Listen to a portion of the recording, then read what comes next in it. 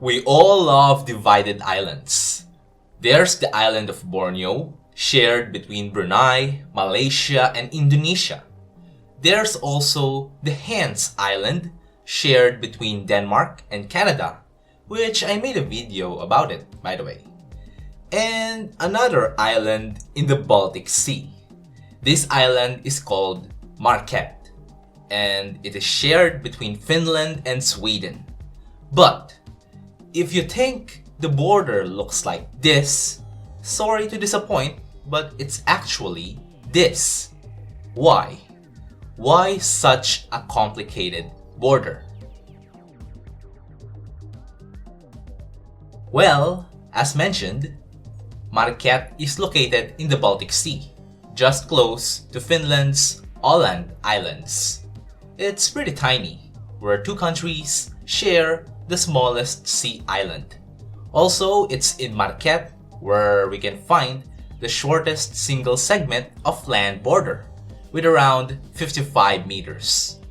Now, we all know where we're going, as we will discuss how this land had such an interesting border. We go back to the days when Sweden was a significant European power until it wasn't, because up to this point, Märket had been under complete Swedish control. And thanks to Napoleon, it's always been Napoleon, Russia sought to get Finland from Sweden. And they did it through the Finnish War of 1808 to 1809. The Treaty of Fredrikshamn ended the Finnish War. Sweden gave Finland to Russia, and Russia made it a grand duchy within the empire, with some level of autonomy. The island of Märket was eventually divided between Sweden and the Grand Duchy of Finland under the Russian Empire. And yes, it actually went through the middle of the island. And in 1885, when the island was considered a no man's island, the Grand Duchy thought of a brilliant idea of constructing a lighthouse upon the island's highest point. But there was one problem. The highest point turned out to be on the Swedish side of the border.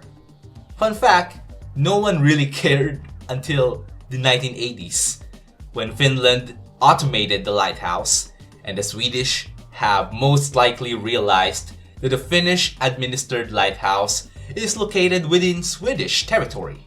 So what do you think they did? War. They both spilled their own blood to control, they successfully negotiated a border change that satisfied both Sweden and Finland.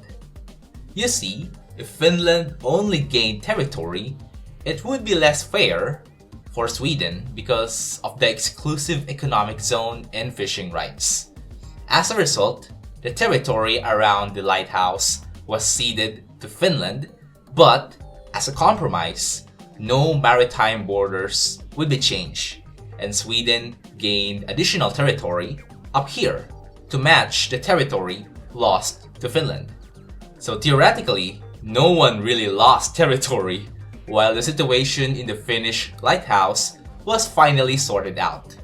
It all happened in 1985, 100 years after the lighthouse was built. This all resulted in the strange border we have now. And no, there are no border checks because of the Schengen Agreement and the Nordic Passport Union. And no one lives there. But it's not insignificant since it has some radio amateurs activity and is also a hub for meteorological observations and research.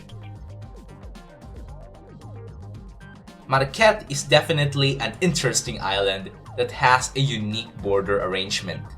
Aside from satisfying Swedish and Finnish interests, the agreement gave us a pretty interesting border that we'll probably think of visiting. Only if we can afford to go to a random island in the middle of the Baltic Sea. Thank you for watching, and please subscribe for more country neighbors.